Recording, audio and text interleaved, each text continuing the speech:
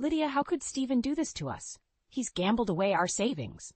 Esther's voice cracked with shock as she waved the bank statement in front of my face.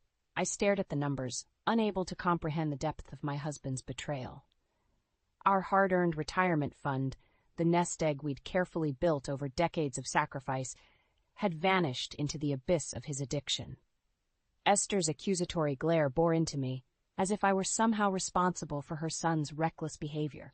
I swallowed hard, fighting back the tears that threatened to spill. I had no idea, I stammered, my hands trembling. He never told me anything. Esther scoffed, her lips curling into a sneer. Of course he didn't. You're too busy with your little hobbies to notice what's happening in your own home. Her words stung, but I knew better than to engage in her toxic games. Stephen had always been her golden child, capable of no wrong in her eyes. As if on cue, my husband shuffled into the kitchen, his eyes downcast and his shoulders slumped. He reeked of stale cigarettes and cheap whiskey, a far cry from the sharp-dressed professional he once was. "Mom, Lydia?" "I'm sorry," he mumbled, his voice barely audible. "I got in too deep and I couldn't stop." Esther rounded on him, her fury palpable.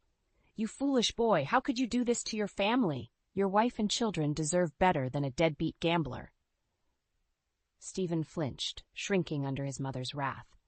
I wanted to defend him, to remind Esther that he was a grown man, not the little boy she still saw him as, but the words died on my lips, choked by the weight of his betrayal. In that moment, I realized the true gravity of our situation. With our savings gone, we would be forced to rely on Esther's meager pension and my modest retirement income. The comfortable life we had built for ourselves was crumbling before our eyes. Esther turned to me, her eyes narrowed. "You'll have to take me in, Lydia. I can't afford to live on my own anymore." I opened my mouth to protest, but the words never came. What choice did I have? Stephen had squandered our financial security, and his mother was now our responsibility.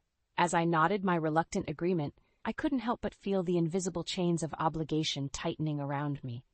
Our once peaceful suburban home was about to become a battleground, and I feared I was ill-equipped for the war that lay ahead. "Lydia, this food is awful. You never had any sense of taste," Esther complained, pushing the plate away with a look of disgust. I bit my tongue, fighting back the urge to defend my cooking.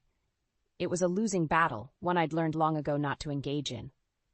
Esther had always been critical, her sharp tongue a weapon she wielded with precision. Stephen, as usual, remained silent, his eyes fixed on his plate as he mechanically shoveled food into his mouth. He had long since given up trying to mediate the constant tension between his mother and me.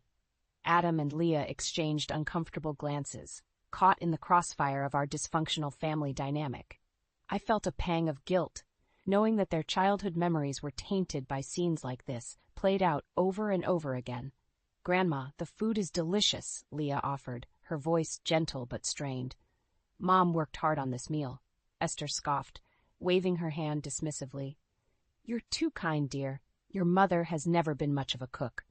Adam shifted in his seat, his brow furrowed. "Mom, maybe you should listen to Grandma's advice. She knows what she's talking about." I felt the familiar sting of his words, a reminder that even my own son had been swayed by Esther's manipulative ways. She had a knack for turning family members against one another, sowing seeds of doubt and discontent. As the meal dragged on, the tension in the air grew thicker, suffocating me with each passing minute. I longed for the days when our family gatherings had been filled with laughter and warmth, before Esther's presence had cast a dark shadow over our home. After what felt like an eternity, the dishes were cleared, and Esther retreated to her room, leaving a trail of criticism in her wake. Stephen, as always, followed dutifully, his loyalty to his mother unwavering. I sank onto the couch, exhausted by the constant battle to maintain a semblance of normalcy. Adam and Leah hovered nearby, their expressions a mix of pity and frustration. "Mom, you shouldn't let her get to you like that," Leah said softly, taking a seat beside me. "Grandma is just, well, you know how she is." I forced a smile, but it felt hollow. "I know, dear. It's just, sometimes it feels like she's slowly chipping away at me, piece by piece."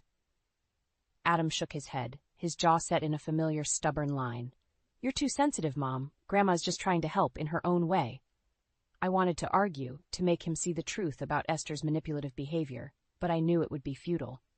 He was too deeply entrenched in her web of lies and deceit. As I watched my children leave, each carrying their own burdens of family drama, I couldn't help but feel a sense of hopelessness. Esther's grip on our lives seemed unbreakable, and I feared that the fractures within our family would only continue to widen. "Mom, you've always been so stubborn. You should listen to Grandma," Adam lectured me coldly, his arms folded across his chest. I felt a familiar pang in my heart as my own son sided with Esther, his grandmother's poisonous words seeping into his mind like a slow-acting venom. It was a scene that had played out countless times, but the sting never dulled. Beside him, Rebecca nodded in agreement, her lips curved into a smug smile. She had quickly become Esther's ally, feeding into the toxic dynamic that had taken root in our home. "Adam, please," I pleaded, my voice strained. "Can't you see what she's doing? She's trying to turn us against each other." He scoffed, shaking his head dismissively. "You're just being paranoid, Mom. Grandma only wants what's best for us." I wanted to scream, to shake him until he saw the truth, but I knew it would be futile. Esther had sunk her claws into him long ago, and her grip was unrelenting. Stephen, as always, remained silent, his eyes downcast as he retreated to the shadows of our crumbling marriage. He had long since abdicated his role as a husband and father, content to let Esther dictate the course of our lives. Leah, my sweet, sensitive daughter, watched the exchange with a pained expression. She had always been caught in the crossfire, torn between her loyalty to her family and her desire for peace. "Mom, Dad, please," she implored, her voice trembling. "Can't we just get along? Tom and I are getting married soon, and I don't want this drama to overshadow our special day." I felt a surge of guilt, knowing that my daughter's happiness was being tainted by the toxic environment we had created. She deserved better, a loving family to support her as she embarked on this new chapter of her life. But Esther was having none of it. "Don't be ridiculous, Leah," she snapped. "Your mother is the one causing all the problems. If she would just listen to me, everything would be fine." I clenched my fists, biting back the retort that burned on my tongue. Esther thrived on conflict, reveling in the chaos she sowed within our family. As the argument escalated, I felt myself retreating inward, a protective shell forming around my battered heart. I had always prided myself on being a strong, capable woman, but Esther's relentless attacks had slowly chipped away at my confidence, leaving me doubting my worth as a wife and mother. In that moment, a seed of defiance took root within me. I couldn't continue living like this, trapped in a cycle of toxicity and abuse. Something had to change, and I knew it would have to start with me. As my family dispersed, each retreating to their respective corners, I made a silent vow. I would find a way to regain control of my life, to break free from Esther's suffocating grip. It was a daunting task, but I was determined to succeed, no matter the cost. "Lydia, why are you working? Are you up to something no good?" Rebecca asked, her voice dripping with false concern as she leaned against the kitchen counter. I fought back the urge to roll my eyes, knowing that any reaction would only fuel her twisted games. Esther's influence had seeped into her like a poisonous venom, turning my once pleasant daughter-in-law into a master of subtle manipulation. "I'm just trying to keep busy," I replied, forcing a tight smile. "It gets a little lonely around here during the day." Rebecca's lips curved into a sickly sweet smile, her eyes glinting with malice. "Well, we wouldn't want you getting into any trouble, would we? A woman your age, working with all those young people, who knows what kind of ideas they might put in your head." The implication hung heavy in the air, a thinly veiled accusation of infidelity. I felt my cheeks flush with anger, but I refused to take the bait. Esther and Rebecca thrived on conflict, and I was determined not to give them the satisfaction. "I appreciate your concern, Rebecca," I said evenly, "but I can assure you my intentions are pure. I'm simply trying to make the most of my retirement years." Her smile faltered for a moment, and I saw a flicker of frustration cross her features. She had expected me to lash out, to play into her twisted narrative, but I had learned to control my emotions, to deny her the drama she so desperately craved. As if on cue, Esther shuffled into the kitchen, her eyes narrowed with suspicion. "What's going on in here?" she demanded, her gaze darting between us. Rebecca quickly recovered, her mask of concern slipping back into place. I was just asking Lydia about her new job, she said innocently. I'm a little worried about her, that's all. Esther's lips curled into a sneer as she turned her attention to me. A job? At your age? What could you possibly need to work for? I took a deep breath, steeling myself for the onslaught. It's just a part-time position at the community center, I explained calmly. It gives me something to do during the day, and a little extra income never hurts. Esther scoffed, her eyes boring into me with contempt. Extra income? Don't be ridiculous. We both know Stephen's gambling has left us in a precarious financial situation. You're up to something, Lydia, and I intend to find out what it is. I opened my mouth to protest, but the words died on my lips. What was the point? Esther had already made up her mind, and no amount of reasoning would sway her. She was determined to paint me as the villain, the one responsible for the fractures that had torn our family apart. As Esther and Rebecca continued to whisper and speculate, their voices a constant buzz in my ear, I felt a familiar sense of isolation creep over me. Stephen, as always, was nowhere to be found, content to let his mother and wife wage their war of words without him. In that moment, I realized that the only person I could truly rely on was myself. If I wanted to preserve what little dignity I had left, I would have to find a way to rise above the toxicity that had engulfed our home. Leah's voice broke through my thoughts, a welcome reprieve from the chaos. Mom, can we talk for a minute? I nodded gratefully, eager to escape the suffocating atmosphere of the kitchen. As we retreated to the privacy of the living room, I felt a glimmer of hope. Perhaps, in my daughter's understanding and support, I would find the strength to weather this storm. I need to tell you something, Mom. Dad's been seeing another woman, Leah blurted out, her eyes brimming with tears. The words hit me like a physical blow, knocking the wind out of me. I stared at my daughter, unable to process what she had just revealed. Stephen, my husband of nearly 4 decades, had been unfaithful. Are you sure? I managed to choke out, my voice barely above a whisper. Leah nodded, her lips pressed into a tight line. Tom's friend saw them together at a restaurant last week. They were holding hands and acting like a couple. A wave of nausea washed over me as the reality of Stephen's betrayal sank in. All those nights he had claimed to be working late, all the excuses and lies, they had been a smokescreen to cover up his affair. Anger bubbled up inside me, a white-hot fury that threatened to consume me. How could he do this to our family? To me? After everything we had been through, after all the sacrifices I had made to keep our household afloat in the wake of his gambling addiction, this was how he repaid me. That bastard, I hissed, clenching my fists. I'll kill him. Leah's eyes widened, and she reached out to grasp my hand. Mom, please, don't do anything rash. We need to handle this carefully. I took a deep breath, trying to rein in my emotions. Leah was right, as much as it pained me to admit it. Confronting Stephen in a blind rage would only give him the upper hand, allowing him to play the victim as he so often did. You're right, I conceded, my voice steadier now. We need to be smart about this. Leah nodded, her expression grim. I'm so sorry, Mom. I know how much this must hurt. I forced a weak smile, touched by her concern. It's not your fault, sweetheart. Your father made his choices, and now he'll have to face the consequences. As Leah left to rejoin her fiancé, I felt a newfound sense of determination coursing through my veins. Stephen had crossed a line, and this time there would be no forgiveness, no second chances. He had shattered the fragile trust that had held our family together, and for that he would pay dearly. I paced the living room, my mind racing with possibilities. I could confront him, demand a divorce, and take him for every penny he had left.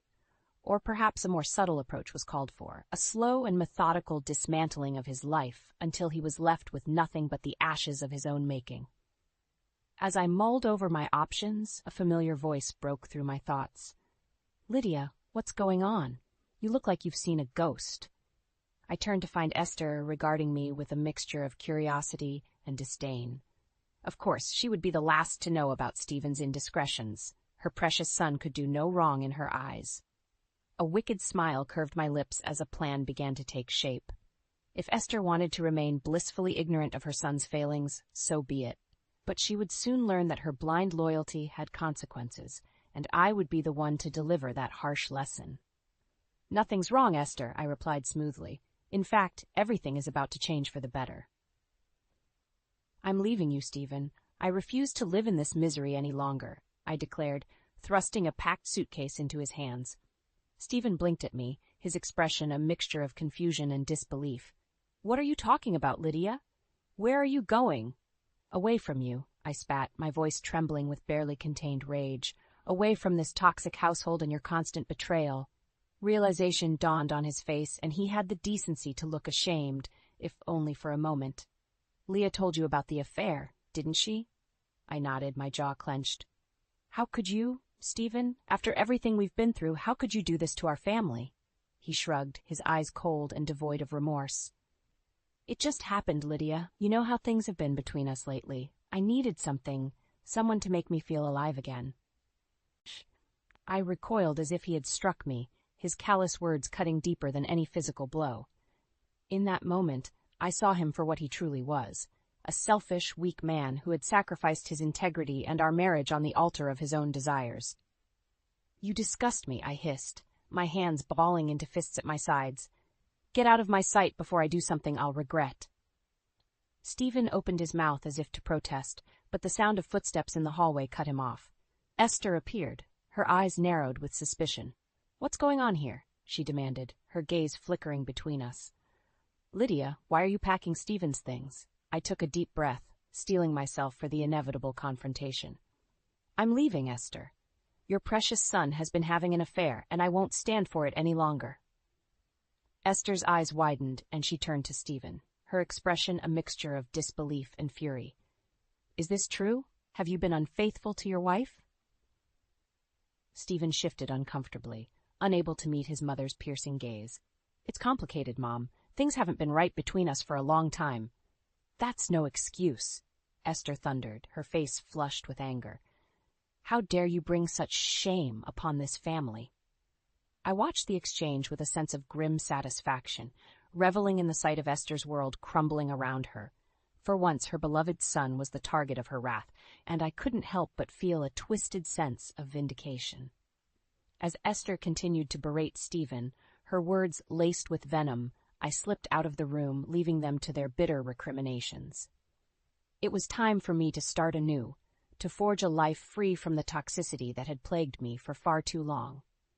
With a newfound sense of purpose, I gathered what few belongings I needed and made my way to the front door. As I stepped outside, the warm evening air caressed my face, and I inhaled deeply, savoring the taste of freedom. In that moment, I knew that the road ahead would be far from easy. Esther and Stephen would undoubtedly try to claw their way back into my life, using every manipulation tactic at their disposal. But I was ready for them, my resolve hardened by years of enduring their cruelty. As I walked away from the house that had once been my home, I felt a weight lift from my shoulders. The invisible chains that had bound me for so long had finally been broken, and I was free to chart my own course, unencumbered by the burdens of the past. "Mom, Grandma can't handle it. She's asking for you," Adam's voice pleaded weakly over the phone. I couldn't help but smile at the irony of the situation.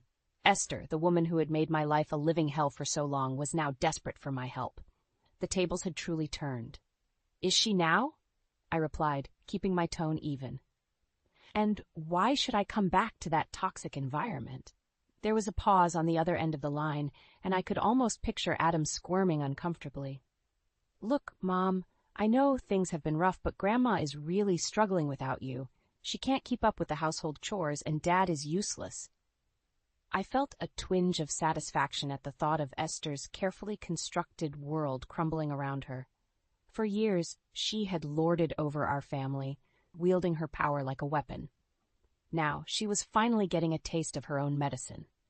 "I'm sorry, Adam, but I can't just come running back at her beck and call," I said firmly. "Your grandmother has made my life miserable for far too long. If she wants my help, she'll have to agree to my terms." Another pause, this one longer. I could sense Adam's hesitation, his loyalty to Esther, warring with his desperation for a solution. "What kind of terms?" he finally asked, his voice tinged with resignation. I took a deep breath, steeling myself for the confrontation to come. First and foremost, Esther needs to acknowledge her behavior and apologize for the way she's treated me all these years. No more manipulation, no more cruelty. Adam scoffed, and I could picture the skeptical look on his face. You know Grandma, Mom. She'll never admit she was wrong. Then I guess she'll have to learn to fend for herself, I replied, my tone brooking no argument. I'm done being her punching bag. There was a long silence, and for a moment I thought Adam had hung up.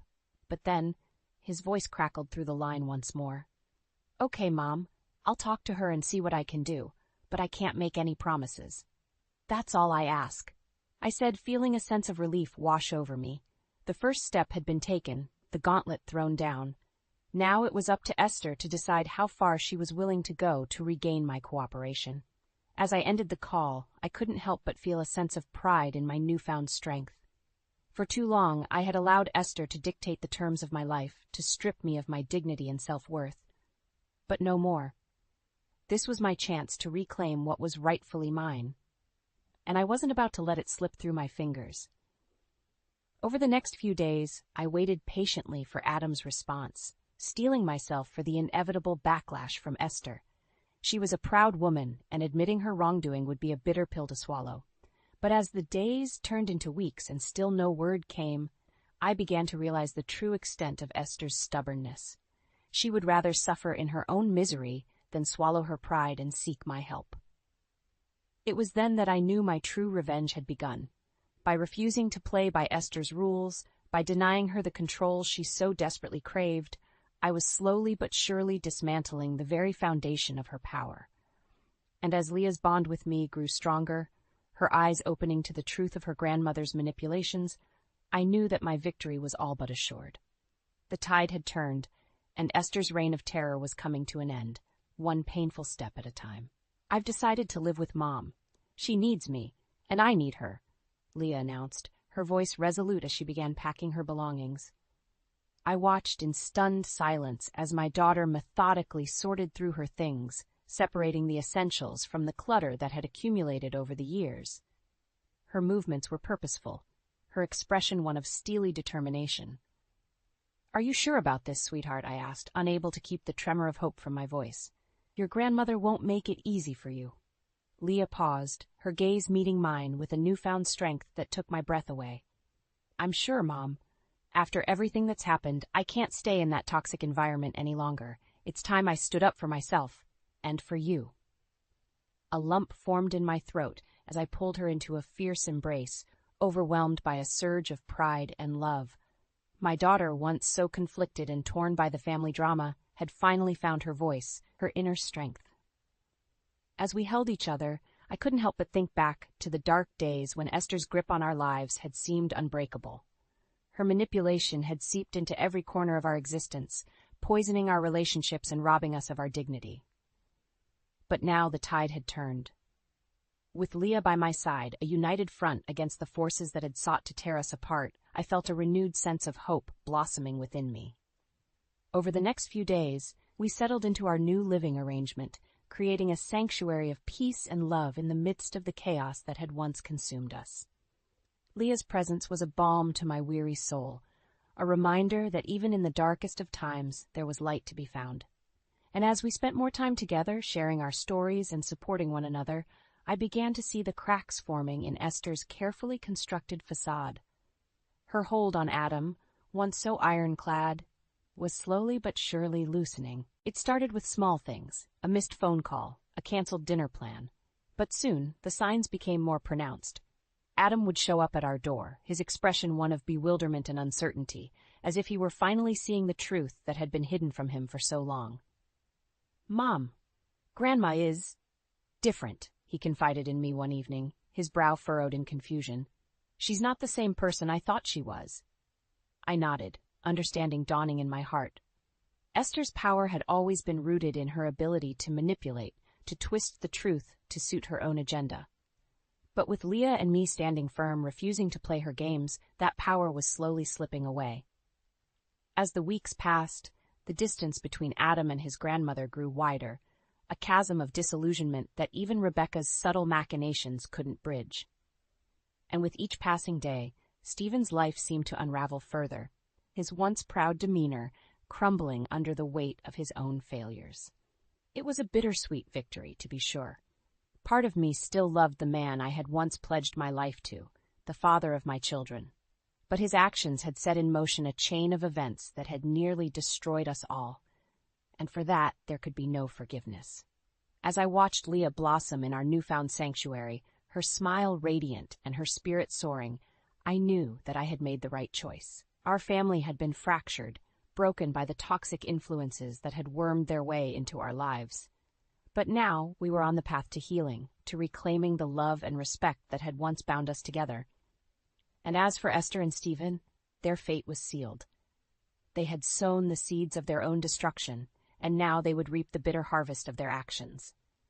For in the end, love and truth would always triumph over manipulation and deceit.